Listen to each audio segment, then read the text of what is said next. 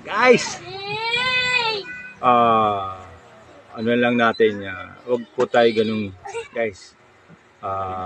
Episode to, kahit anong pong ano natin, marriage language, huwag naman natin i-judge yung individual or sino man kasama natin sa trabaho, sa schools, sa boarding house, or sa bahay, na galing kasi sa probinsya, guys. Di natin may iwasan na meron pong punto o tono yung pananalita.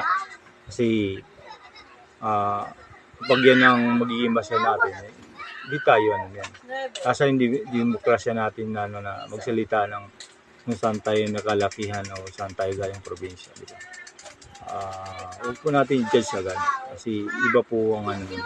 At ang ano natin, intindihin ang unawain natin kasi ang malaga sa bawat baguhan na napupunta sa Manila or saan man lugar, diba? Either nag-abroad tayo sa ibang country tapos baguhan, sasabihan natin na ayaw ko niya kasi may kasama na ako dati.